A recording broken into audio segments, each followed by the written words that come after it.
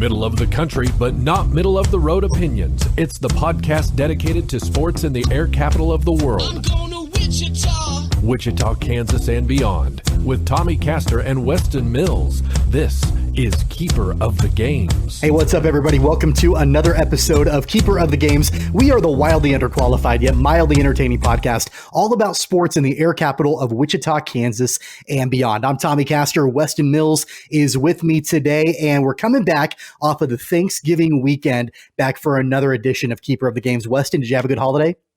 Tommy, I pulled off a successful steaks giving, so I cannot complain. I spent it just with my parents and then my sister and her husband. But my sister and her husband couldn't make it over till Friday. So on Thursday, actual Thanksgiving, talked my parents into doing steaks, some filet mignon, sweet potato. Very fantastic. Hope some of our listeners had the opportunity to maybe throw a steak on the grill during Thanksgiving. Yeah, I actually think that is going to catch on, or at least it should catch on, because, I like turkey and I love turkey sandwiches like after the holiday, but there's something about like a good filet or a good ribeye on Thanksgiving that just, it got me excited when you mentioned it. I didn't get to do it, but I'm going to have to do it in future years. Yeah, I'm with you, and like you said, I'm actually a big ribeye guy, or KC strip more so than filet. But somehow my parents have become bougie over the last few years, so had to do filet for them. But I prefer ribeye, but any steak will do on Steaksgiving. If you do a ribeye, obviously ribeyes are great, regardless. But if you can do a good filet, I would say a good filet and a great ribeye are probably neck and neck, at least in my opinion. Like, you can screw up a filet pretty easily, but we're not here to talk steak. We're here to talk sports, and that's what we're doing here on Keeper of the Games. Want to remind you to hit subscribe. That way, anytime we have a brand new episode of the podcast, you'll get a notification. Of course, you can listen to us on all major podcast platforms. We're on Apple Podcasts, Google Podcasts, Spotify, iHeartRadio, TuneIn Radio, Stitcher, Pocket Cast, all the major ones. Basically, anywhere you listen to your favorite podcast, you can catch Keeper of the Games right there. You can also go to our new website, cogsports.com, KOGsports.com. You can listen to archived episodes there, watch videos, find out more about the podcast, a lot more right there, cogsports.com.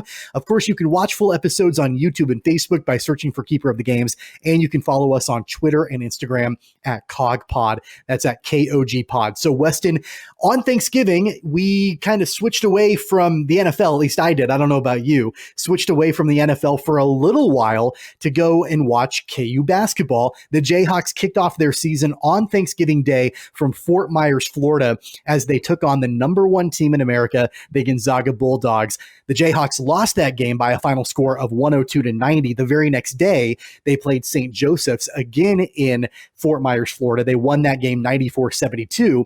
And on Tuesday night, the Jayhawks defeated the 20th ranked Kentucky Wildcats in a grinder in Indianapolis in the Champions Classic. Final score of that game was 65-62. So from the last week, from the last time we had our previous episode with Gary Bedore from the Kansas City Star, where we previewed KU basketball, the Jayhawks have played 3 games in 1 week. They played 2 ranked opponents, and they're 2-1 after the first 3 games of the season. We're going to dive into each one of these games and really get into the nitty gritty on that. But how would you assess where the Jayhawks stand after the first 3 games? Kind of about where expected. I guess to some degree, it's not a young team. Obviously, they do have some freshmen stepping in playing minutes, but I think there's a lot of moving parts here. You've got Marcus Garrett moving into the 1. You've got McCormick taking kind of that dominant minutes at the 5-man role. So it kind of really just creates this new dynamic that they're learning and trying to gel with, right? So you saw Jalen Wilson get some big minutes, Bryce Thompson get some big minutes. Tyon Foster played some minutes in the first game and then kind of disappeared after that. Yeah.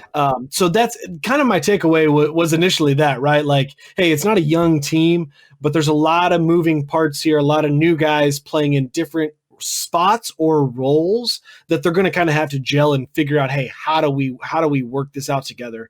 And then my second thing that I noticed, right off the bat is who's going to be the guy, right? We talked about that with Gary Bedore, and just kind of each game you saw a different guy step up, which is fine, but I think you do need to have that guy that you can always rely on to come back and say, hey, you got to take charge and get us 5 points here. Take us through a stretch where you're going to be the guy no matter who is hot on the court. We didn't really see that. I think we saw a lot of opportunities for a couple of different guys. Obviously, Jalen Wilson had a huge game last night against Kentucky. I mean, boy, he looked like he could be an absolute star in the making. Christian Braun had 30 and 9 against St. Joe. When he gets hot, he very well he could go off for 30 multiple games throughout the season. That I wouldn't expect it to be the last. And then we saw in the very first game against Gonzaga, kind of that more traditional Marcus Garrett led the way with 22 points. And it was a very quiet 22. After looking at the box score, it kind of surprised me, but so as you can see, we kind of each game they had a different guy, and I think that's fine. But ultimately, I think you kind of have to have someone established that even if, this player or that player is hot for the game, you've got a tough 2-minute stretch where you've got to get a couple buckets. What guy you're going to, and we're not there yet. We don't know who that's going to be yet. So I think that's, something to watch as we kind of move forward. The Jayhawks are a great basketball team already. And I believe that from day one. They've got a lot of weapons. They're an incredibly versatile team at this point. I know that a lot of Jayhawk fans were really dismayed about the result of the Gonzaga game.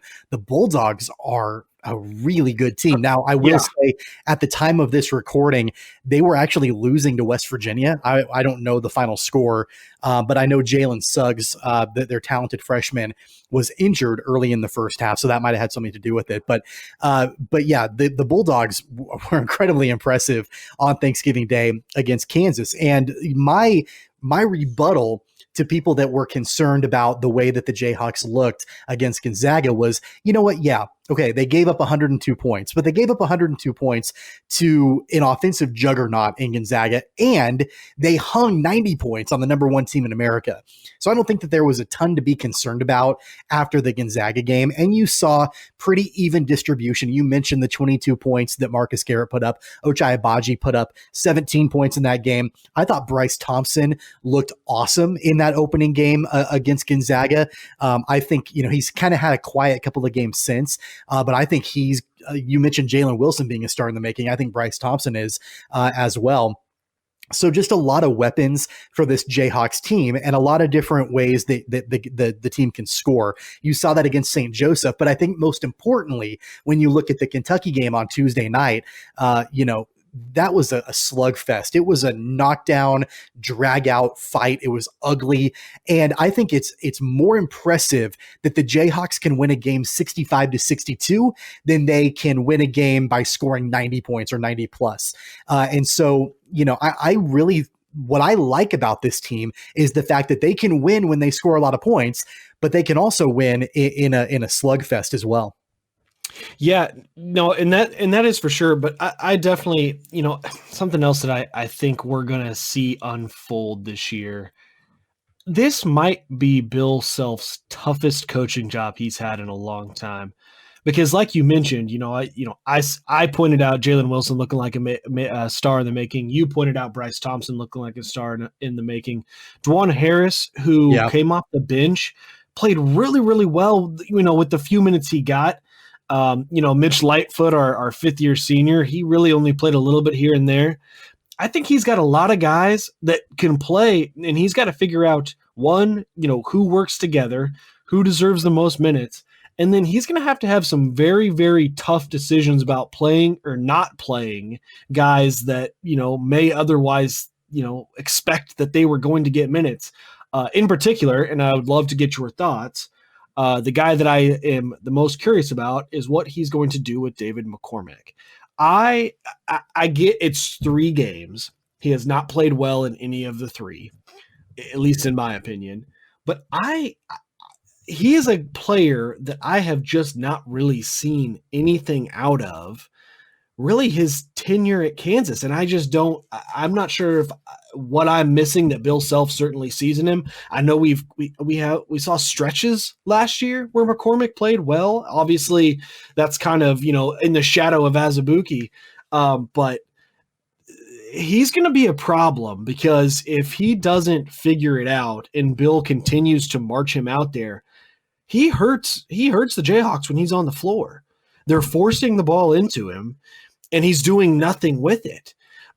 There's multiple times when you saw, whether it was, I'm thinking Marcus Garrett, I'm thinking Christian Braun, Jalen Wilson, when they drove into the lane. God, why am I drawing a blank right now? The big man. McCormick, yeah. Sorry. Whew, dad brain, I guess. McCormick's guy, who was the guy who was guarding McCormick, was able to come over, help side, and how many times we see our shot blocked against Kentucky?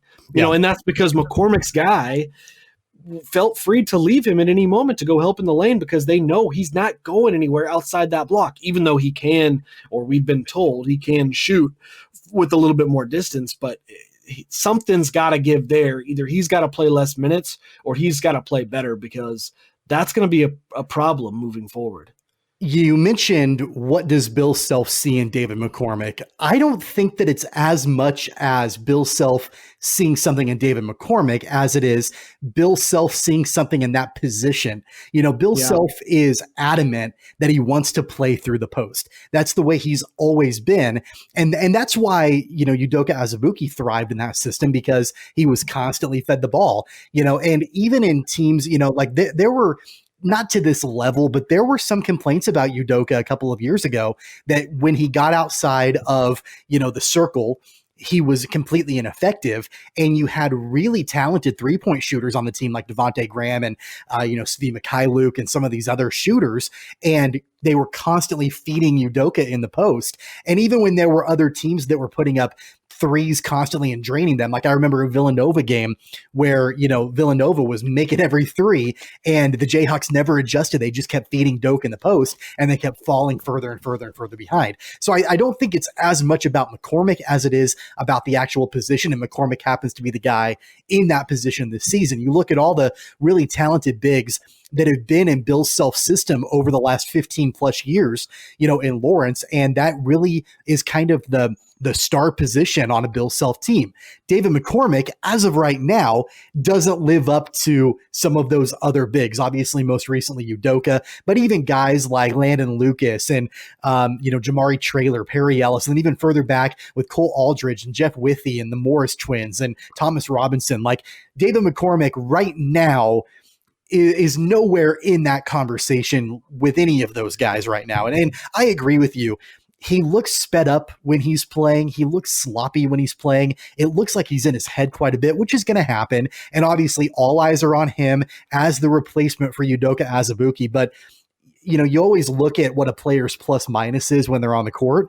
And here's an example of what David McCormick has done in the first 3 games. In the Gonzaga game, he was minus 10. St. Joe game, he was plus 7. But in the Kentucky game, he was minus 8. And so you compare that, like in the Kentucky game, I said he was minus 8. DeJuan Harris off the bench was plus 12. And, so you really have to look at, all right, we understand that, Bill, you want to feed the offense through the post, but you're going to have to make some adjustments. And we saw that, we've seen that at times, especially during the Kentucky game on Tuesday night, where he did go to 5 guards, and that was the most effective offense for KU. And I think, who am I to question Bill Self? But I think that's got to be the game plan moving forward, is you got to play 5 guards as much as you can until David McCormick figures it out.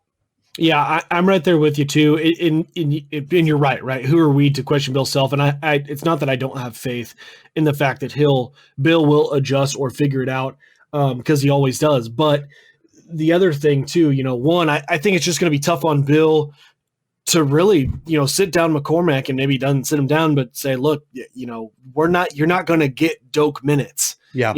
We played Doak as much as we could. We're going to have to play this 5-man lineup or this 5-guard lineup at times, and it's just going to cut into your time. And I'm sorry, but that's the way it's going to be. Or 2, what I would like to see too is maybe utilizing him in more of a different way, right? Like if he really can shoot at this 15-foot range, like I keep hearing that he can, and we've seen him do it too. It's not that I question he can't. I mean, he hasn't done it really. Shooter too. Right. It's not that it's not, we just haven't seen it yet this year, but, get him out high ball screens, pick and roll at the top, as opposed to what we really saw so far in these first 3 games was let him sit on the block. Well, and he was setting high screens, but then it was just roll, either get him a foul for, a moving screen, or he'd roll to the block, sit on the block, they'd throw it to him, and then nothing good would happen. So, you're right. Well, Bill Self will figure it out, and I don't have any questions about that. I just think whatever the decision is, I think it's going to be tough on Bill because, he is loyal to his guys that have been in the program, that have stuck around. And so I think it's going to probably be a tough decision for him to tell McCormick, hey, you're not going to play, 38 minutes like Doak did, or we're not going to force feed you 12 touches a game. Maybe you'll get that organically, but we're not going to force feed it. Bill's a loyal guy. He's a loyal coach, but more than that, he wants to win games. And you could tell, especially in the second half of the Kentucky game, that he knew their best opportunity to win was for McCormick to sit and for Jalen Wilson to play. And I tweeted this, during the Kentucky game, that really, I think the best starting lineup for Kansas moving forward, at least for now, is going to be DeJuan Harris starting at the point. Move Garrett off ball. I'm not saying that Marcus Garrett is a bad point guard, but he, can move off ball and really make some things happen. Let Braun and Abaji do their thing offensively, and then let Jalen Wilson go to town. That's not a very tall lineup, but you're keeping McCormick on the bench. You can bring him in. He's a good spark guy, right? And that's what we always saw with him when he backed up Udoka, was that, Doak would get into foul trouble or he'd need a breather, and you brought in David McCormick, and he was going to bring energy. And that's the one thing that he does really well. Right now, he's doing it to the detriment of the team, but he always brought a lot of energy. Right now, he's bringing too much energy, and he can't even really handle rebounds right now. He's getting too excited for them, and they're bouncing off his hands and going out of bounds.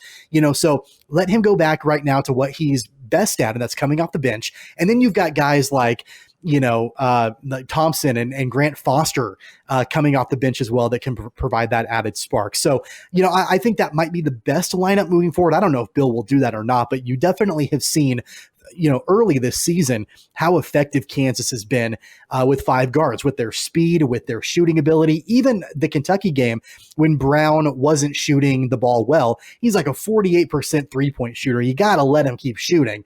And the one area that I will disagree with you a little bit is you mentioned that you don't think that they've really found their guy yet. I think Ochai Agbaji solidified himself as the guy at the end of that Kentucky game. He scored 5 points in the stretch. He made a 3, and then he made 2 clutch free throws. And I think he had a dunk also. So really those clutch points, he was the guy that said, give me the ball. And Jalen Wilson had a great second half, but I think Ochai solidified himself as he's going to be the go-to offensive guy in those crunch time minutes for Kansas moving forward.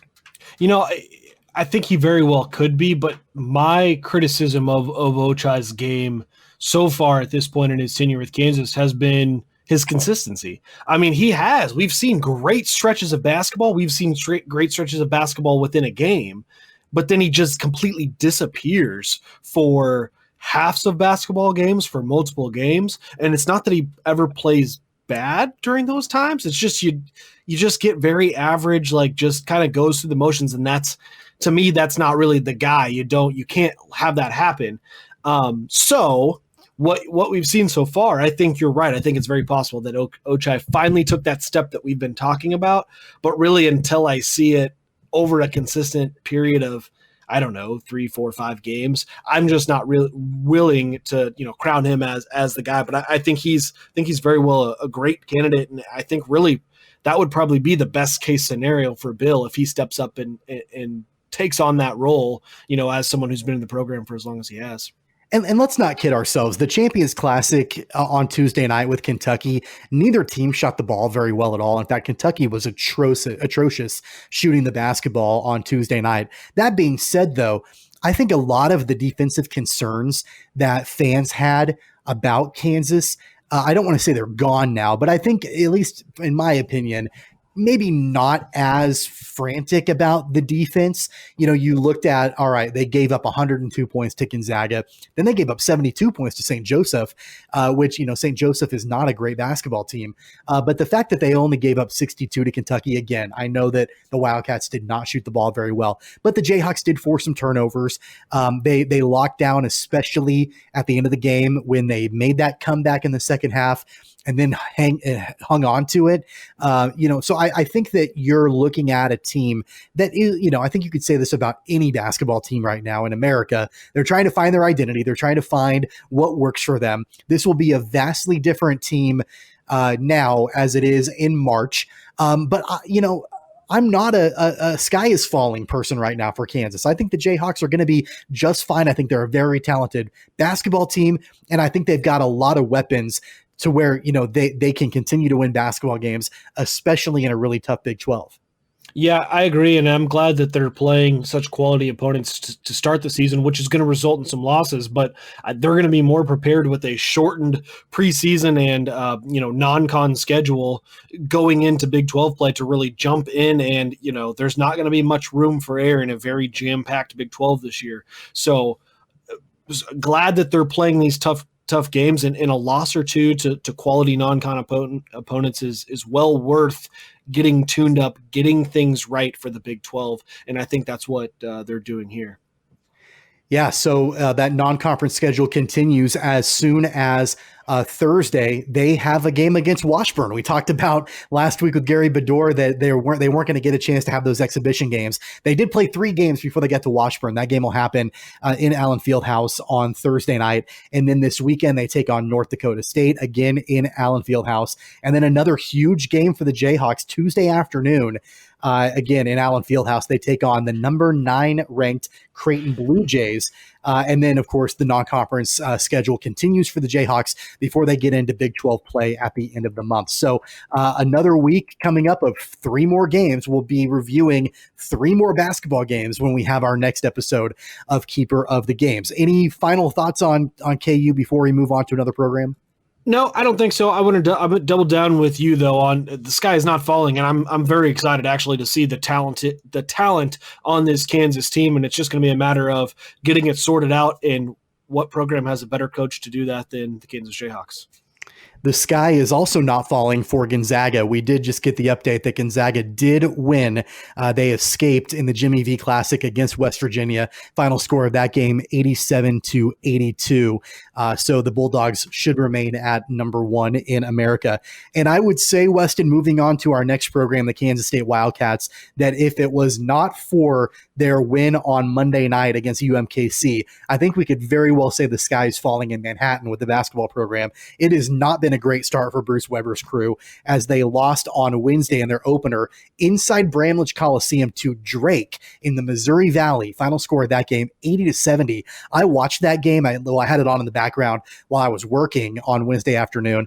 And really, the Wildcats were never close in this game. I know the final score was 10 points, but Drake dominated that game pretty much from start to finish. Then they played on Friday against Tad Boyle's Colorado crew and lost by 18 to the Buffaloes. They were able to squeak out a victory by 4 against UMKC on Monday night. I don't know if you've had a chance to watch any of the Wildcats play so far. It's been not a lot of fun to watch. The Wildcats are 1-2. It might be tough going in Manhattan right now. Yeah, no, I haven't had an opportunity to watch them play yet, but even at 1-2, I mean, a win is a win, but Tommy, I don't know if we've talked about this. I'm UMKC alum. Let me tell you that Kangaroos basketball team has been pretty terrible over the last, 10 years or so. So squeaking a win out against UMKC is probably something, to be a little bit concerned about, at least following with that squeak by win following 2 pretty bad losses. So, I think they've got a lot to work on in Manhattan. I think, following last season, you and I talked about, hey, look, there's some momentum to build on there. The record was not good, but we saw moments where they played really good basketball. And I personally think, that's an attestment to their coaching. We've talked about how much we like or think we like Bruce Weber, and he's going to get this ship righted. I'm going to say it like Kansas football is not nearly the same level as Kansas football, but the same argument of, look, these things take time. It takes time to get the right guys back in. And I know Bruce Weber had an up and down, but I think that's kind of where this program's at. It's going to be tough to maintain a high level at that consistent clip. You're going to have a few down years while you're kind of getting that new group of guys back in and building them back up. And that's what you're seeing here. And there was some opportunities or some moments to be excited about as a K-State fan. Nigel Pack, their freshman, he led the way. He had 14 for K-State against UMKC. So, we've seen some good play out of a young freshman already, and to get those minutes early is important in the building or rebuilding process, whatever you want to label it. Well, speak for yourself about your love for Bruce Weber. I'm not on that bandwagon. I haven't been on that bandwagon in a long time. I don't think that Bruce Weber is the right choice for the Wildcats. I haven't thought that for a long time. He always seems to be the guy that almost puts it together, and it will be pretty good, and then it gets really bad really quick. And unfortunately for Wildcat fans, they're in the really bad, really quick stage right now. And I'm just not sure that they're going to be able to be pulled out of it. We talked about their recruiting class before this season even started. And yeah, they're young. And yeah, it's going to take some time to grow it. I just don't have a lot of optimism that they will. Maybe they will, and maybe these words will come back to bite me in Big 12 play when these young guys have put it together and Bruce Weber has assembled his team of stars to challenge in the Big 12. I just don't see it, and I'm not optimistic that that's going to happen. And we all know that Bruce Weber's job is tied to this recruiting class. So he's going to have to get them to produce, and he's going to need to get them to produce sooner rather than later before the leadership at Kansas State makes a change. You mentioned Nigel Pack. That's great that he put up 14 points against UMKC. In the Drake game, their leading scorer was Mike McGurl, who put up 22 points. So, a veteran there, doing good for the Wildcats in that opening game. And then in the game against Colorado, leading the way again was Nigel Pack with 12 points. So I think that you've got some guys that you in theory could build around. I'm not going to deny that they have a lot to rebuild and a lot to replace. I think it's just going to be an uphill battle for Bruce Weber and the Wildcats. Yeah, and I don't know. This is going to sound like we've Tommy, you and I have both stated our fanships. Everybody Sure. knows we're Kansas fans, and this may sound pompous, but it's kind of like the same as Kansas football as it is with Kansas State basketball, in the sense of, if Bruce Weber's not the guy, what do you expect? Like, who do you think is walking through that door to make things better? And you can always try on a young coach that maybe had D2 success or, a small D1 success. Absolutely. You can always try that. But I mean, Kansas State, the basketball program is not going to have the hiring power to bring in someone that has a bigger name than Bruce Weber. But that doesn't mean that you shouldn't do it. I'm certainly not saying that. But it's the same with, Kansas football. And I guess here I am kind of making that comment, and then Kansas football hired Les Miles, which is a name that you wouldn't think would be associated with the program, results notwithstanding. But, you got to temper expectations to some degree. That doesn't mean you shouldn't strive for excellence, strive for winning. But as the Kansas basketball program is going to have to go through some of these moments at times. There's about, 10 programs maybe in the country that you can say, okay, you'd be surprised if they go through down moments. I mean, even look at Kentucky. Even since Calipari's there, they've had one or two seasons here and there that weren't good seasons. That's just the nature of really the way recruiting goes these days, the way, college basketball is as a whole, with guys jumping ship after a year so often. It's really, really hard to build programs. And I feel this way about firing football coaches as I do with college basketball coaches. I do think you just have to be patient. It sucks, but I just think that's the right approach to take when, building a program, or even maybe the better word, because Bruce Weber's been here a while, is maintaining a program. You have to be patient, in a season here and there. Well, and not to bring up Jayhawk basketball when we're talking about the Wildcats, but to your point, it's remarkable that Kansas just broke the record for the most consecutive weeks in the AP Top 25. That is a testament to how hard it is to not have down seasons. And I think that KU fans, I'll admit it, are spoiled beyond belief that you really haven't had to deal with down seasons. Yeah, you have early exits in the tournament. But you're not talking about teams that are unranked. You're not talking about teams with losing records. Overall, it's a pretty good time to be a Jayhawks fan, and it is a challenge for the Wildcats right now on the basketball front. And so again, they're young. There's not as far as I know, a major rush right this second to make a change for Kansas State, but it seems like for the last 3 years or so, every year, there's this question about whether or not Bruce Weber will keep his job. And that's a hard way to coach. And I'll admit, I don't really like Bruce Weber all that much, but I do feel for him and sympathize. Like, it's hard to coach when you're constantly, there are constant questions about whether or not you'll retain your position. So again, he's tied to this recruiting class.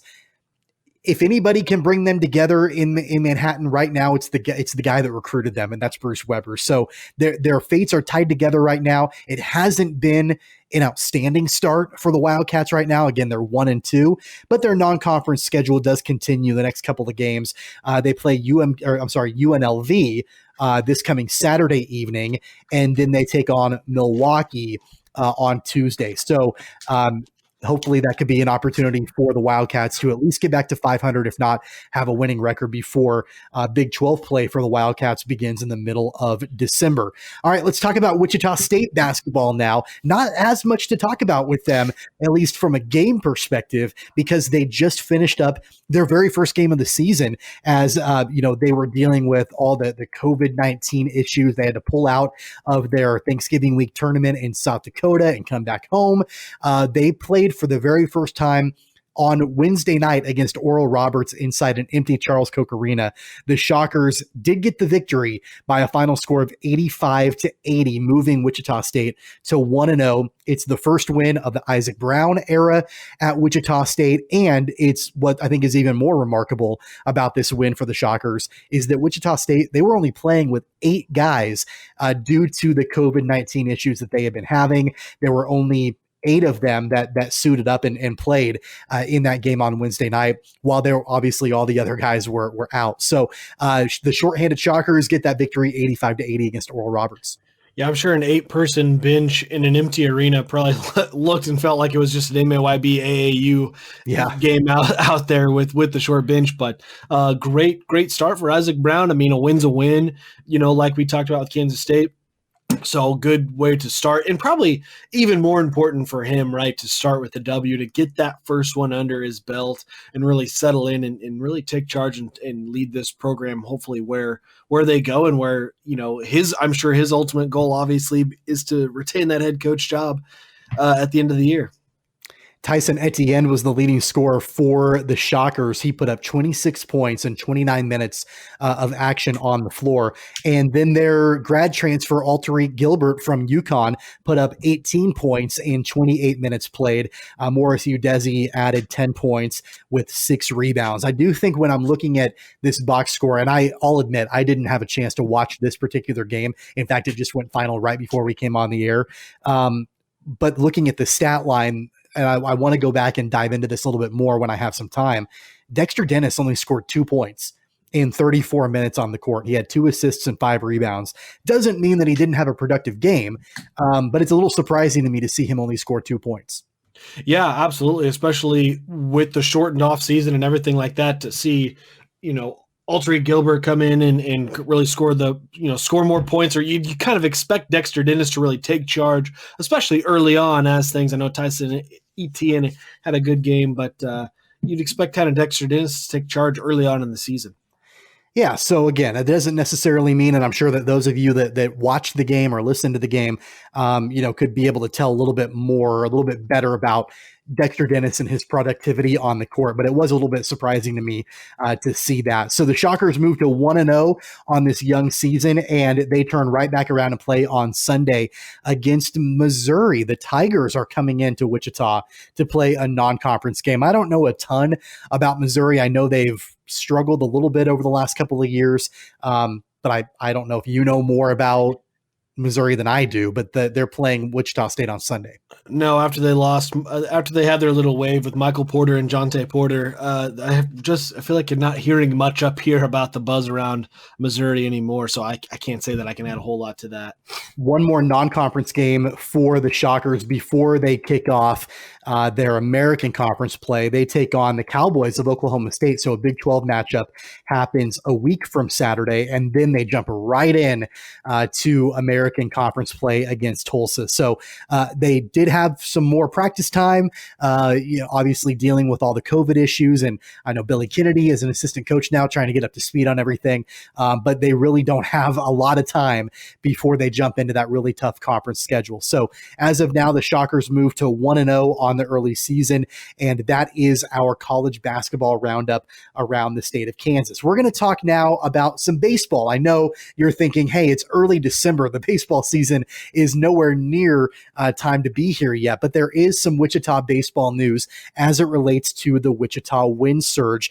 We have been hearing about this for quite a while now, that due to some of the financial strains that have been put on the minor league system, especially in light of the COVID-19 pandemic, there have been a lot of rumors and a lot of chatter about some realignment in the minor league system and some established minor league baseball teams going away and others being relocated and others being realigned.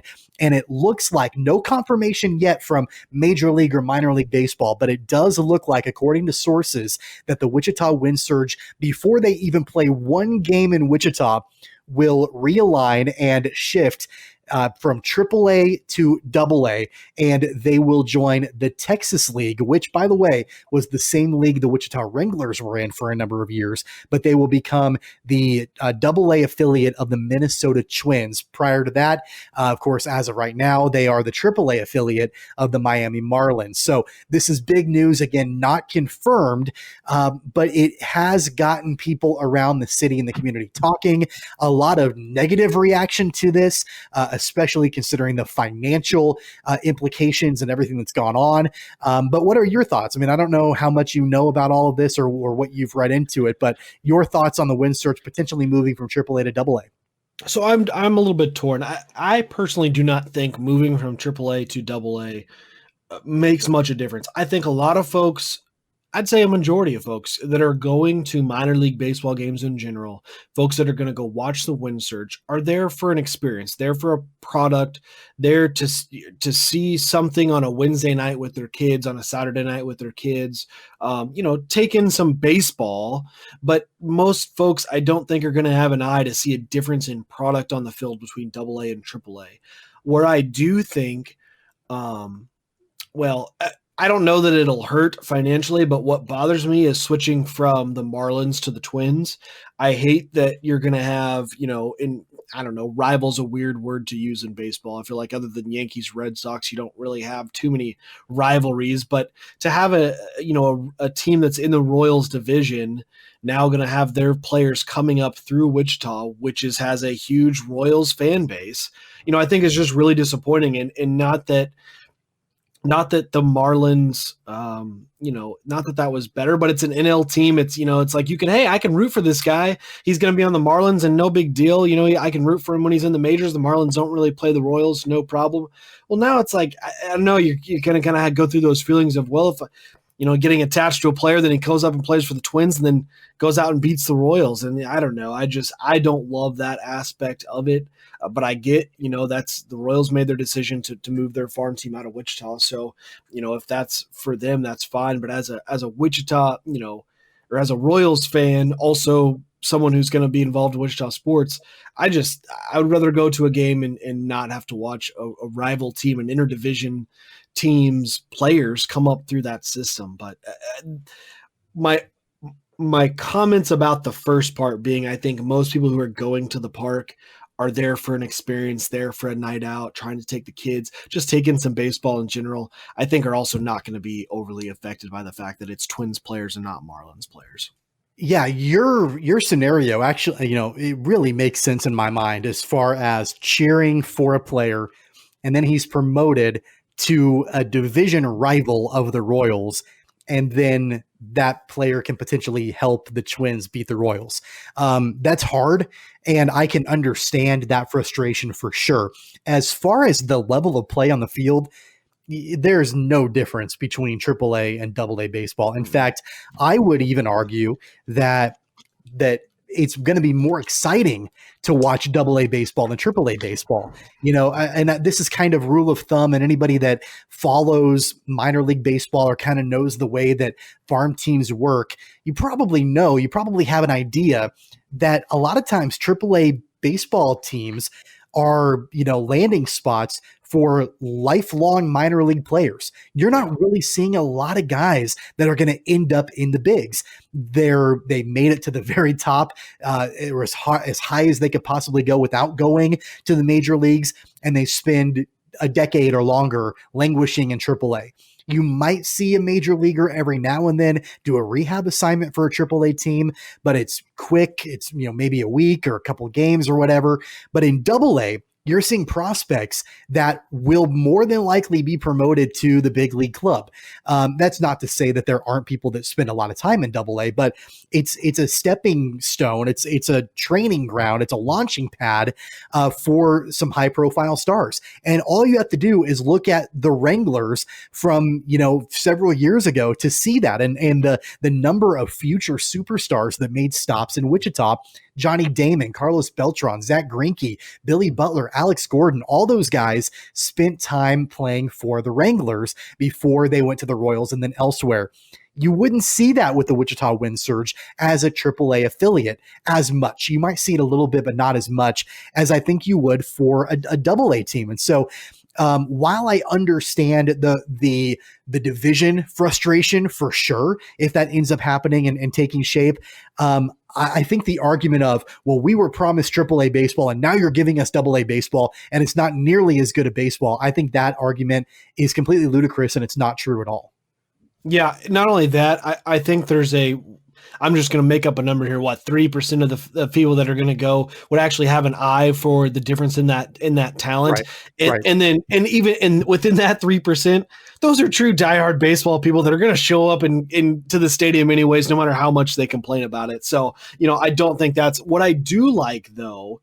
Is I like the switch from the Pacific Coast League to the Texas League, though. Yeah. Because now you're looking at, you've got games against Arkansas, you've got games against, Arkansas and then Northwest Arkansas, you got games again in Springfield, Missouri, you got games in Tulsa, Oklahoma, Corpus Christi, Texas, Frisco, Amarillo, much more close, so that if you were traveling through the area, you could go and catch a Wichita Wind Surge game on the road. I mean, it actually would be reasonable to do that if you wanted to do that, as opposed to the Pacific Coast League. Yeah, they had a few folks or a few teams that weren't too far away. You had the Nashville Sound, Memphis Redbirds, Oklahoma City Dodgers were there, but I mean, you could have been going as far as Albuquerque or Tacoma or Sacramento, Fresno, Las Vegas. I mean, I'm just, obviously naming off some of the teams here, but all over the country, whereas this is a little bit more condensed. And if you really wanted to get into and follow the Wind Surge, it would be a lot easier to do that and actually catch a few games on the road if you wanted to,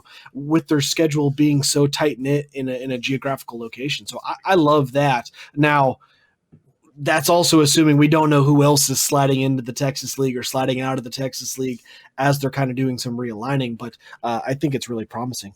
There's been a negative reaction in the city, and you can see that from like the Wichita Eagle and their article and all the comments. I mean, and I try to stay away from comment sections on things like that, but this one kind of drug me in to read the different comments, and you've got a lot of people that are really upset about this, and about the fact that before the team even played a game, they're being shifted from AAA to AA, which that's out of anybody's hands.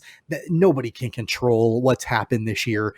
And then a lot of people are upset that, taxes were raised for a $75 million ballpark with the promise that it'd be a AAA baseball team, but instead Wichita's getting a AA team. And to me, as I'm reading that, I'm thinking to myself, you were probably against the stadium project from day one anyway. Like, you're just looking for a reason to be negative about it. You're looking for a reason to say, see, we told you that raising taxes was not going to be a good idea because now you have a $75 million ballpark and in their mind, a lesser baseball team, which is just, if you know anything about minor league baseball, you know that's not the case. Jared Forma, who is the general manager for the Wind Surge, he was quoted as saying, I don't know of any changes yet. All we are aware of is that Major League Baseball, I don't know if the right word is taken over the minor league operation, bringing all baseball under one umbrella. We know that there may be some changes coming. We don't know if we're one of the teams that will be changed or not from a level or who we're affiliated with. So still a lot up in the air about what is exactly going to happen. If the Wind Surge will stay at AAA, stay in their league, move to AA, move their affiliation, a lot's up in the air. But the bottom line is that, and I can say this not just as host of a Wichita sports podcast, but also I'm a partial season ticket owner for the Wind Surge. This is not going to change my mind one bit. In fact, I'm even more excited to go and watch the Wind Surge, and I'm looking forward for the opportunity to actually use my season tickets next season. I think it's going to be a fantastic way to watch some baseball in Wichita. And the other thing I want to add too is I think something that kind of gets lost in this, right, is MLB is taking over the minor league system. I obviously do not know the financials. I don't know the everything, the inner workings behind that. But to me, that just brings more stability to the Wind Surge, that they are now under the umbrella of Major League Baseball. You only have to assume that just makes this more viable in the city long term, knowing that the Major League Baseball has its, branches in it even deeper now than it did before. So I think that's a great thing to add. And, like you said, I'm still just every bit as excited about Wind Surge baseball as I can. And notwithstanding, we haven't talked about COVID in a while, Tommy, but notwithstanding, it sounds like we might have some good news here soon and might be able to actually catch some baseball games in the spring.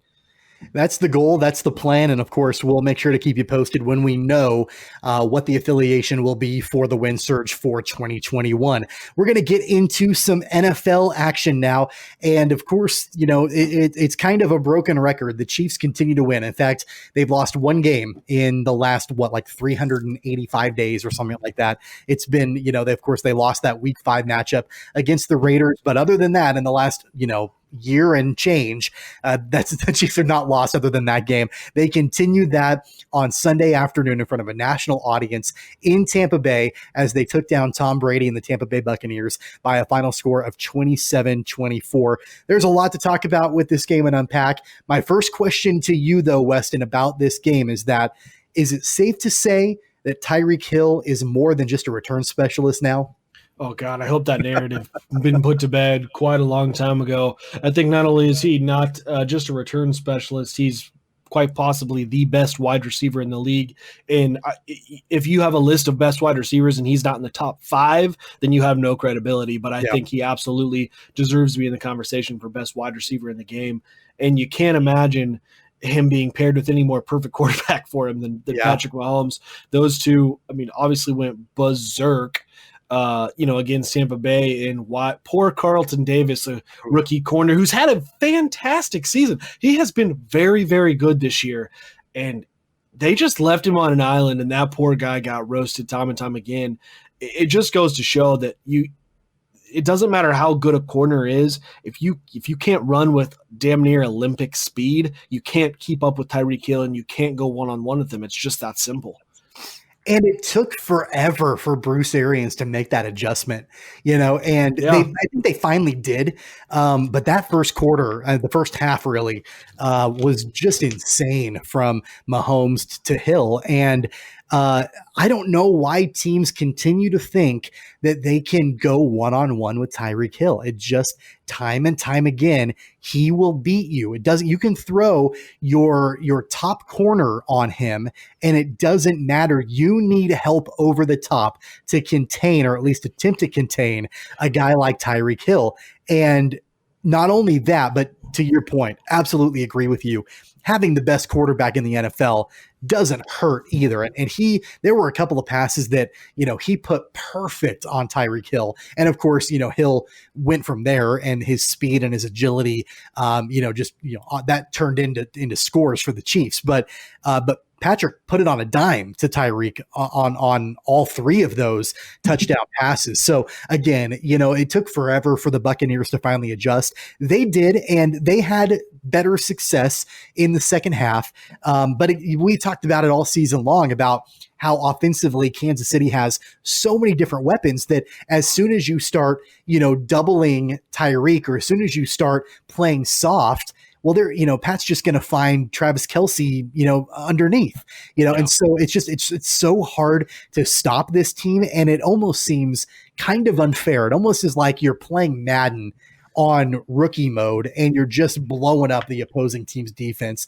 And when Kansas City is clicking on offense, that's sort of what it is. I think the status of this offense is at a point where they're man-proof. I don't think you can play man-to-man against the Chiefs, which is terrible for defenses, because Pat's good against us. He'll pick apart a zone. I mean, he's very good at that. But, I mean, if you're playing man, you're just, I guess, going to say, we're going to give up some big plays, but I'm going to gamble on maybe jumping a route and getting a ball, which, I mean, Pat's thrown one interception this year, right? I mean, if that's what you're gambling on, those are pretty bad odds to be playing with. There's just no great way to slow down this offense. And I'm sounding like a broken record. I've said it many a times. Really, truly, the only way to do it is to be able to get to Pat with only your front four, with not bringing any extra pressure, because the second you do, he's going to throw right behind that pressure. Then you've got one less guy to be over the top of Tyreek Hill or in the middle of the field to stop Travis Kelce. And they are just absolutely clicking right now. And it's fun to see. And I still, this is something I mentioned a few episodes ago. I think Andy Reid is holding the playbook back still a little bit, because one of the things we know, I mean, as Andy Reid has a history of really utilizing running backs in the passing game. We know Clyde Edwards-Helaire has been fantastic in his collegiate career at catching the ball in the backfield. We really haven't seen it a whole lot, and I absolutely think that this is purposeful from Andy Reid. I think, one, he's hiding it to some degree, doesn't want to put it on tape, and two, probably making Clyde go through the progressions as a rookie, saying, okay, here's the running plays, we're going to work you through this. Here's pass plays. You've got to learn to sit and pass pro and protect Patrick Mahomes. All right, here's a couple check down plays. Run your safety valve route. Okay, you've done all this. We feel adequate with you doing 1, 2, and 3. Now here's some plays in the playbook where we are looking to get you the ball in the pass game. And I think that's what we either will start to see towards the end of the season, or honestly where the Chiefs are. Andy may hold that back and really wait until even the playoffs to show that, because I don't think they have to. They don't need to. They're sitting at 9-1. And as we talk about the number 1 seed, we had an afternoon football game today. Yeah. I totally missed what happened in that game. So the Steelers did beat the Ravens. But the Ravens are terrible right now. Lamar Jackson did not play. Robert Griffin III was a starting quarterback. I think outside of a late touchdown for Baltimore, it was not super close. And I don't even think the Steelers played all that well. I think the final score was 19-14 or something like that. But the Steelers do move to 11-0. And the Chiefs, after their win on Sunday, they're 10-1 after beating the Buccaneers. But to your point, and to expound on that a little bit, this is sort of where I think this shines the light, what I'm about to say, on how talented Mahomes, Hill, and Kelce are offensively for Kansas City. Everybody knows that. But you look at, let's just look at the offensive line for Kansas City for a little bit. To be honest, and not to be a downer, they're really not great this year. Eric Fisher, he struggled, I think, several times during that game on Sunday against the Buccaneers.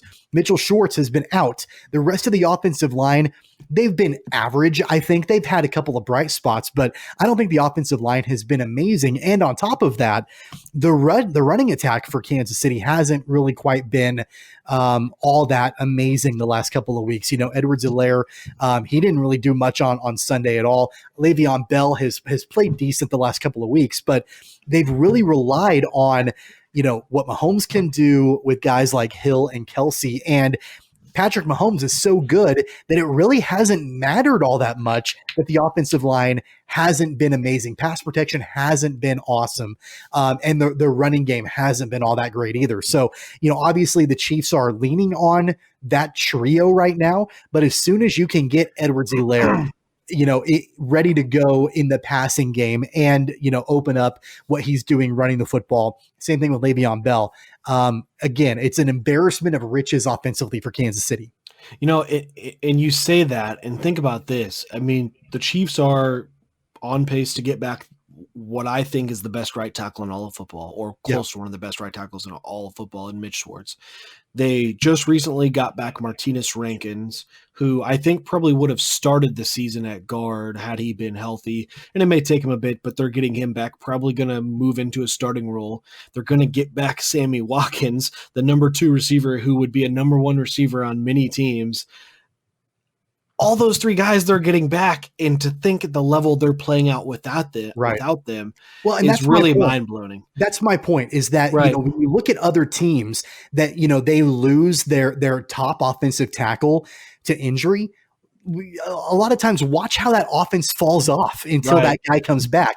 You don't see any kind of fall off offensively with Kansas City, because not only do you have Patrick Mahomes, but you have Travis Kelce and Tyreek Hill. And they've almost, and I'm not saying that offensive line play is not important, because it obviously is, but they've almost made it not as important, because they can operate and they can be successful without having the best offensive line in the entire league, which I think is incredible. Yeah. And not only that, but the era of having some mobility out of your quarterback is almost essential. I mean, guys like obviously Pat, Deshaun, Lamar Jackson, and not even necessarily like Pat doesn't run 4 yards per se. He runs to then buy himself time to get the ball down the field with his arm. But it's almost essential now, I mean, Russell Wilson, we just see all the guys that are doing this. And I think having Pat with mobility adds even more to that, statement for sure. Yeah, and I would say that, and the game got close at the end. It really wasn't that close for the first 3.5 quarters, really. Tom Brady is one of the best quarterbacks of all time, but I think that it's past time to stop the comparisons between Patrick Mahomes and Tom Brady. And I know that there's this narrative. We talked about this a few weeks ago when the media was comparing Patrick Mahomes and Lamar Jackson, and we thought that comparison was ridiculous. I think this one's ridiculous too, because obviously Tom Brady is one of the greatest of all time. Patrick Mahomes is the greatest right now. So I think you can have that narrative, but they're nothing alike. They play the game completely different. They've never looked alike as cut from the same cloth as quarterbacks are concerned. And so you kept hearing this comparison between the 2 guys over and over and over again. And now that Patrick Mahomes has evened the series with Tom Brady two games apiece, I'd like to think that maybe we'll never hear it again. I don't know if it bothered you like it bothered me, but every time I kept hearing this comparison between Mahomes and Brady, I'm like, they're nothing the same. Why are we comparing them? Yeah, no, it doesn't bother me at all. And I get what you're saying about play style, but I do think the comparison, in a sense, I think it's almost a subtle way of saying like, hey, look, we recognize Tom Brady as the best quarterback of all time. I think most people would agree with that statement. And I think it's a subtle way of trying to say a quarterback who's in his 4th year, is the greatest quarterback, hey, he's on pace to be the greatest quarterback of all time. I think that's the subtle way you're comparing more the success, the winning ways of the 2 quarterbacks that kind of just, boy, They just seem to get it done in every moment, in every big moment, than you are the play style. Because you're right, when it comes to play style, that they couldn't be any more different from a quarterback perspective that way. But they don't bother me. But I do. I mean, I get what you're saying. And I could imagine that, maybe the narrative and I don't know, maybe Jim Nantz and Tony Romo alluded to this on the broadcast, but I guess if Patrick Mahomes continues his trajectory as it is, and he ends up becoming the greatest quarterback of all time, or one of them in that conversation, but yet he's 1-3 against Tom Brady, who everybody regards as the greatest quarterback of all time, then that would be something that maybe Mahomes would have to defend. Hey, you might be the greatest, but you have a losing record to the other guy that we consider the greatest, but that's a conversation for a long time from now. But as it stands right now, those two guys have won 2 games apiece against the other one. I would say, again, we go back to the defense. We talked about the defense last week against the Raiders, who, by the way, can I just say, Las Vegas looked terrible on Sunday. I'm not sure how they did what they did against Kansas City. I know that division rival, those games are different than all the other games, but they did not look like the same football team at all, as they got blown out by the Atlanta Falcons, who have a losing record and an interim coach right now. And it was like 40-6 was the final score. The Raiders looked god awful, but we criticized Kansas City quite a bit about their defense last week on this show when they gave up 31 points to the Raiders in Las Vegas. They gave up 24 to the Buccaneers on Sunday. And I'm not going to be as critical about the defense this week as I was a week ago, but I will be just as critical about one guy that I was last week, and that's Frank Clark. It's consecutive games where Frank Clark has been quiet, and he's had some pretty stupid penalties as well. That happened with a roughing the passer call, actually a couple roughing the passer calls on Tom Brady on Sunday. And you see this pass rush for Kansas City just go quiet again. They did put more pressure on Tom Brady than they did on Derek Carr the week prior, but I think it's time to be a little bit concerned about the pass rush for Kansas City. Yeah, definitely. And that's a good way to put it too, because I'm not concerned about the defense as a whole. But if there is an area of the defense I'm concerned about, it is definitely the pass rush. Yeah. I was very critical of Frank Clark last season, coming in, big contract, just didn't do much, absolutely turned it on in the playoffs and was dominant. I just don't know where that guy goes. How does he disappear for these stretches? And honestly, he's getting paid to play that way, game in and game out, and not just in the playoffs. But ultimately, right, the Chiefs are at a spot in their franchise that it is solely just about winning Super Bowls. So if they continue to ride through this, stretch of the offense playing lights out, and for whatever reason Frank Clark and Chris Jones can turn it on in the playoffs, so be it. But it's alarming. I mean, if it wasn't for the history of Chris Jones being absolutely dominant and Frank Clark turning it on in the playoffs, I would be more concerned than I am, but that is definitely the area to watch right now, because you have to be able to get to the quarterback. Well, Frank Clark is the 5th highest paid edge rusher in the NFL right now. And I really think that the one guy that Kansas City is missing more than anybody else, and it's a name we haven't talked about at all this season, is Emmanuel Ogbah. And he's no longer with Kansas City. He's down in Miami. He has 8 sacks for the Dolphins this year. And right now, the Chiefs sit at 21st overall in the NFL in total sacks. So that's definitely an area where they need improvement for sure. This Sunday for Kansas City, they take on the Broncos in a division game on Sunday Night Football. So that's 2 out of the last 3 weeks that Kansas City will have Sunday Night Football. This one will be a little bit different than the Raiders game 2 weeks ago because the Broncos are not a good football team. It does look like, though, Denver will have their quarterbacks back, and they won't have to go with Kendall Hinton to play quarterback, which is, that whole saga was just bizarre. We don't have time to get into it and talk about it, but it does look like the Broncos will actually have some semblance of a quarterback, although I don't know if you could really call Drew Lock that, but that's who the Chiefs will play on Sunday. As far as injuries and illnesses were concerned, the only 2 injuries of note were Dorian O'Daniel and Bashaud Breeland. Breeland was reportedly ill with a stomach virus, and O'Daniel has a sprained ankle. So Breeland has not been placed on the COVID list. It looks like it might be the flu or something like that, but I wouldn't be surprised to see Breland play on Sunday. Yeah, no, and frankly, the Broncos are not a good football team, so not overly concerned about who's not there, or outside of Patrick Mahomes, not overly concerned about who's out on the field or not out on the field. The Broncos are, I mean, they're probably going to be in tear down mode. I potentially think after this season. Yeah. I actually have heard and read, I don't know if rumors of it happening, but speculation of it happening of potentially Matt Stafford going to Denver after this season. So that would be interesting to see what John Elway wants to do with a quarterback he drafted that is not working out yet, but how much time do you give him?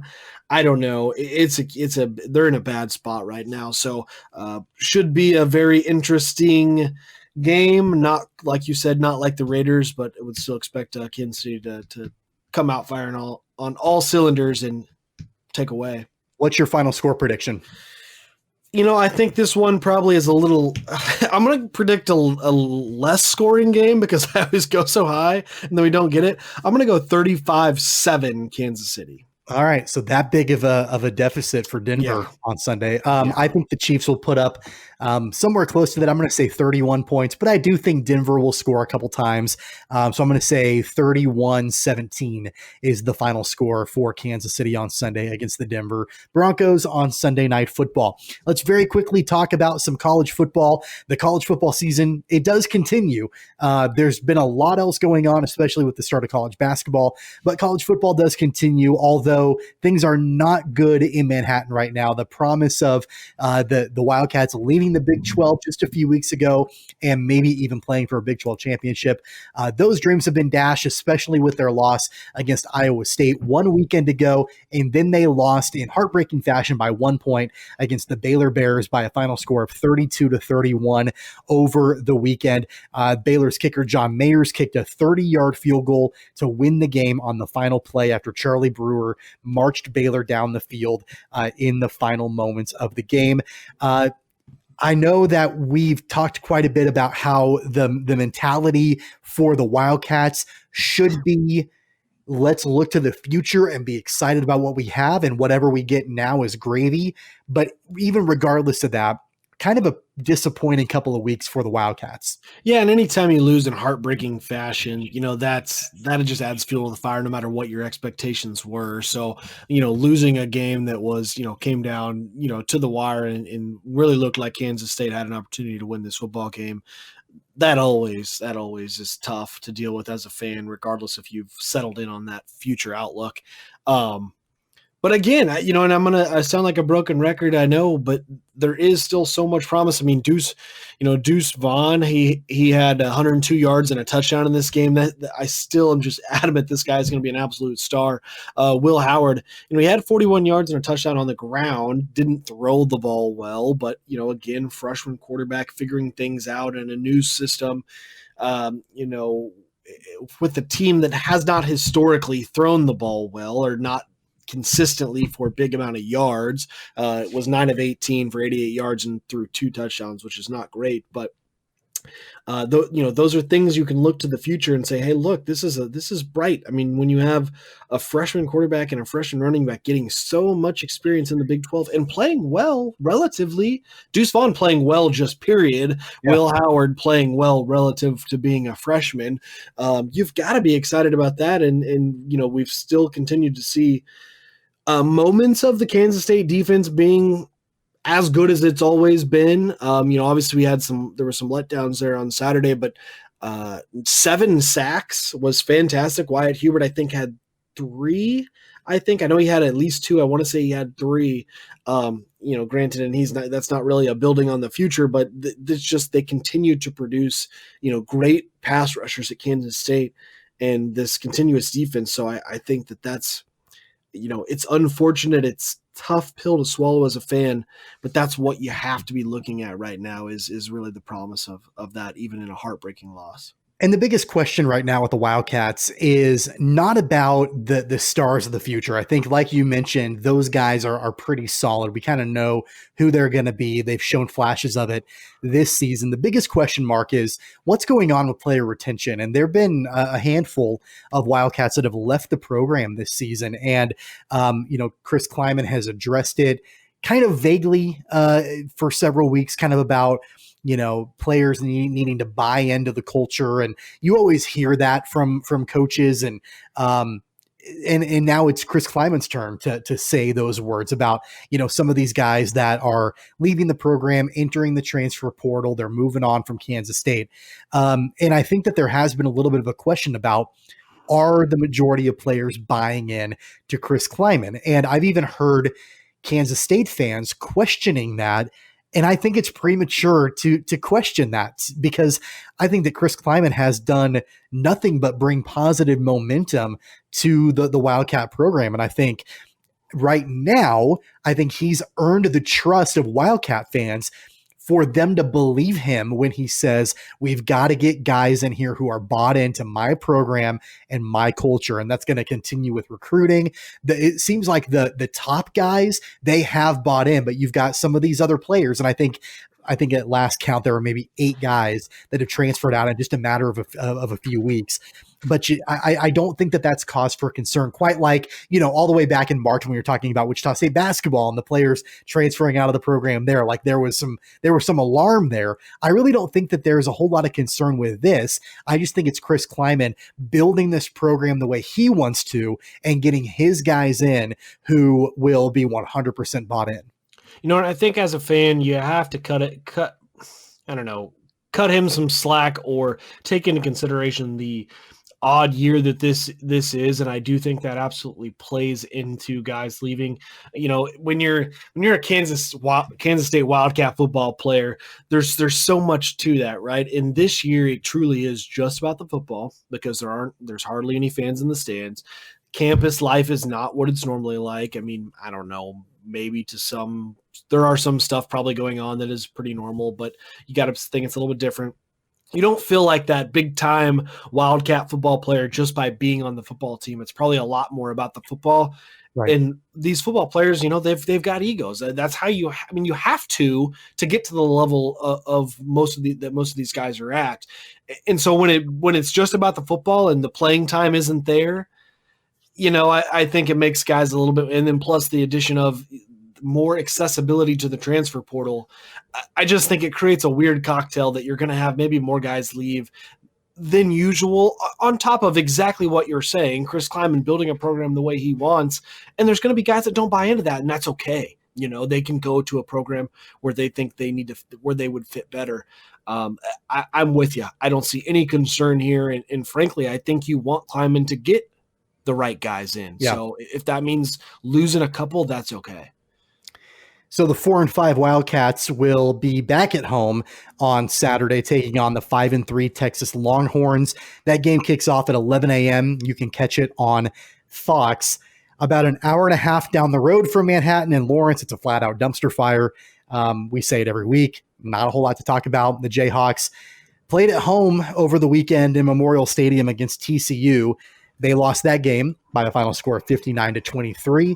It was not nearly even that close as what the score will indicate. The Jayhawks dropped to 0-8 on the year and 0-7 in Big 12 play.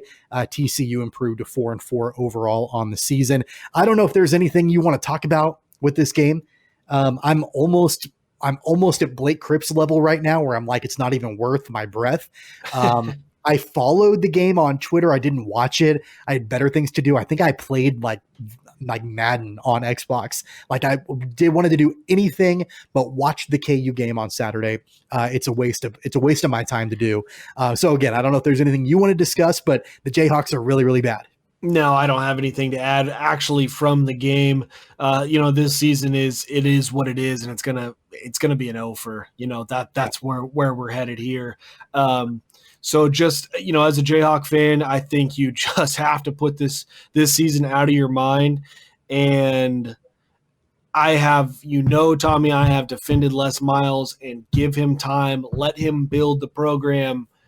I do think next season is a time where you can start saying, hey, we've got to see something. Yeah. This is year 3. Yep. You're not, you don't get that leeway of, okay, I'm still with you. Yeah, maybe it takes 5 years to build a winning program, but you have to win a football game. You got to see incremental growth from year to year.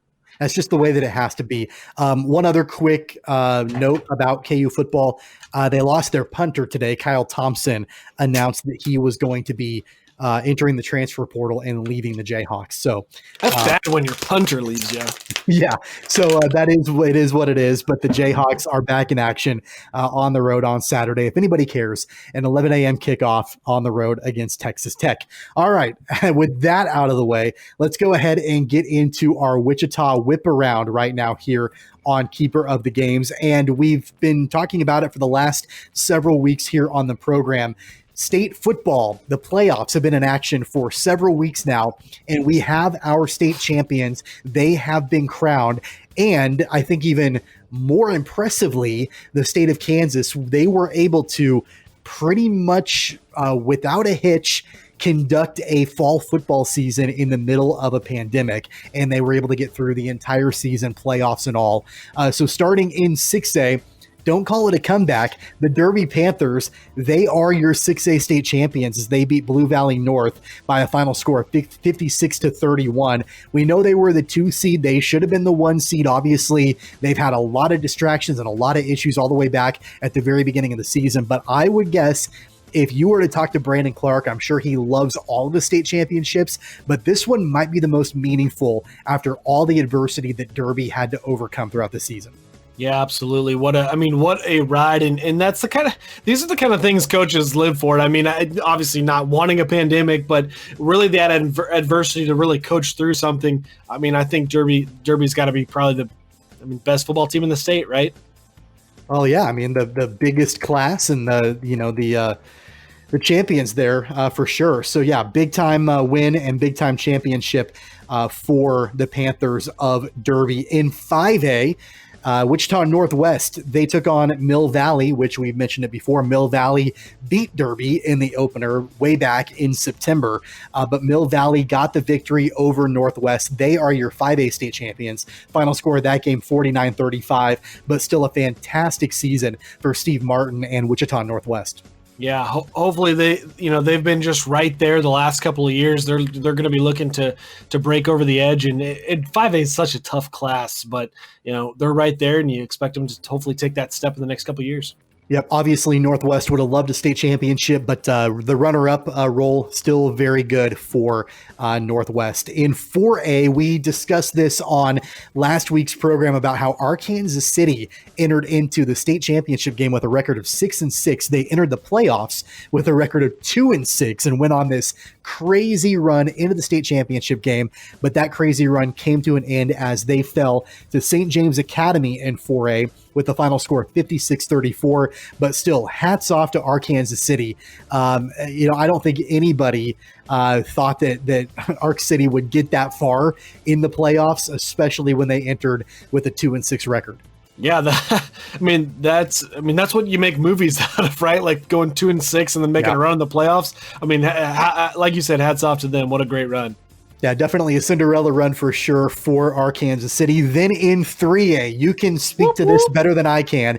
Your Andale Indians win another state championship, and it wasn't even close. The Andale Indians defeated Perry-LeCompton. Final score 20-0. Andale pitched a shutout. I'm pretty sure, I don't have it in front of me, but I'm pretty sure they pitched a shutout the week before against Collegiate. So, and I think it was like 49-0 was the final score in that game. So the last 2 weeks, Andale, not giving up any points. That's crazy. Yeah, so there was an article in the Wichita Eagle about the Indians winning their second back-to-back stretch of games, 07-08. I was a part of those teams. Then they won back-to-back these last 2 years, and they said that this was probably the most dominant senior class in Andale history, which I took incredible offense to. But then I saw the numbers, and Andale outscored their 5 playoff opponents 238-7. Yikes. That is insane in the playoffs. But I'm going to go ahead and give a shout out to all my 08 guys because we did it in Class 4A, and these kids are only doing it in Class 3A. So, I mean, yeah, the numbers looked good, but move up a class and do it against the big boys, but that's okay. No, a great run by Andale this season. And hats off to, a lot of folks talk about Dylan Schmidt, who's their head coach over there, but Coach Tim Fairchild, who's run the defense for the last – at least since 05, maybe longer than that, just continues to pump out great defenses year in and year out. So maybe the 08 team should challenge the 2020 team to a game, like an alumni game or something. I mean, could you get your guys together? Are you physically able to get back out there on the football field? I know you're getting old. Tommy, I just mentioned about how football players have egos, and I'm telling you, I honestly, truly believe in my head that I could still strap up and play in college, let alone go whip some high school kids. But also, a lot of with the Andale community, a lot of those guys that played on my 08 team have little brothers that are playing on this team still now. So I think they would love that opportunity, whether they would feel like they could handle it or not, to go beat up on their little brothers. And not to get way far off track, but I'm just curious because I've always wanted to know this. In all seriousness, with Andale, I mean, they've been dominant forever, right? And all the way back in the dark ages when you were in high school, and then even further back than that. What is it in that community? I mean, I'm assuming that the kids are started at a young age and maybe working up through a system when they're like in Pee Wee leagues. I mean, what makes that Andale program so good year in and year out? Man, I wish I had an answer for you, but I don't. I guess it's just being farm strong out there in Andale. But they do have some serious Pee Wee football. But I don't know. I didn't start till 7th grade. A lot of the guys started around in 4th or 5th grade, and the system is not the system they run in Cougar football, which is kind of what feeds into the high school football. It's this Cougar football. It's not really. I mean, we didn't run the system that the high school ran or anything like that. So I don't really have any answers for you. But I think it's being a little bit of the farm boy, country boy strong out there in Andale. I think has something to do with it. You've got a mixture of like farm boy and Catholic boy, and combine them together and you have like this magical football program. And everybody's fast. I mean, my family didn't. I'm not a legacy Andalian. Like, I grew up in Wichita and went to school out there, and my folks live out there now and did while I was in school. But a lot of these, it's big families, a lot of cousins, a lot of those kind of things. Everybody's strong, everybody's fast, and that's just what it's been all about, I guess. Well, congratulations to the Andale Indians as they are the 3A state champions. And then very quickly in 2A, Rossville, they're your 2A state champions, taking down Hoisington, which, by the way, I found out because my father-in-law is from Hoisington. That was the first trip to the state championship game that Hoisington has ever had. Came up just a little bit short. They lose by a touchdown, 27-20. And then in 1A, Opie beat Oakley by a final score of 14-0. We have one more topic in our Wichita Whip Around before we move on to our Finally Funny. And hey, Tommy, wait, yeah, go ahead. I need to do a quick shout out to my guy, Seth Pargman, a good friend of mine. He's from Opie, Kansas. No. I texted him about it. I don't know. He made some comment that I'm not going to repeat on air, but go Opie and shout out to Seth Pargman. Very cool. Like I said, one more quick topic in the Wichita Whip Around before we get out of here. So we mentioned last week about how the Acacia Board of Directors decided that winter high school sports would start as scheduled, but without fans. I think that decision overall has been met positively, that the kids are going to be able to compete in basketball and wrestling and those winter sports. However, a lot of parents, especially in the Wichita Metro, are upset that they're not going to be able to be in attendance after there were pictures and video of state championship games around the state where parents were watching their kids play football. So very quickly, and we're not getting into a big debate about this, but very quickly, what are your thoughts on that? I mean, I know that obviously the most important thing is that the kids are playing, but do these parents have a right to be upset that they can't watch their kids play basketball when football parents were able to watch their kids play? And I think we've kind of all come to an understanding that outdoor versus indoor is a little bit different right now with what's going on. But here's what it comes down to. I mean, it's sad. It's true. We know that the world we're in right now has become politicized with, beliefs. People are going to have hard opinions one way or the other. There seems to be very little middle ground on everything that's going on. And so I think that's just going to happen. But ultimately, if you're a parent, I guess you can separate it out, but as a parent, I don't know how you're not just happy that your kid gets to play that senior season or whatever it may be, and not miss those wonderful opportunities. While I can sympathize with these parents and not having an opportunity, at least right now, to watch their children play the winter sports, I do agree with you that hopefully this is temporary and hopefully there is good news on the horizon, and we're hopefully getting closer to the tail end of this pandemic where things can start to get back to normal. So I understand their frustration. I understand the sadness of not being able to watch your kids play, but hopefully it is temporary. I just wanted to bring that up because it's kind of been the big narrative around high school sports in Wichita, at least over the last week or so. That's going to wrap things up for our Wichita Whip Around here on Keeper of the Games. Before we get out of here, our Finally Funny goes all the way back to our top story when we talked about the Kansas Jayhawks. So Tuesday night, the Jayhawks played Kentucky in the Champions Classic in Indianapolis, and in true 2020 fashion, there were no fans in that arena in Indianapolis because of the pandemic. And I'd been curious what college basketball would be like without any fans. We saw kind of what the arenas felt like in the NBA, but it's going to be different for college basketball. And it really does have kind of like an AAU feel to it, I think, in those gyms. But the craziest thing about it is that you can hear everything that's being said. You can hear what the coaches are yelling. You can hear what the players are yelling. You don't have a band. You don't have PA music. You don't have fans screaming.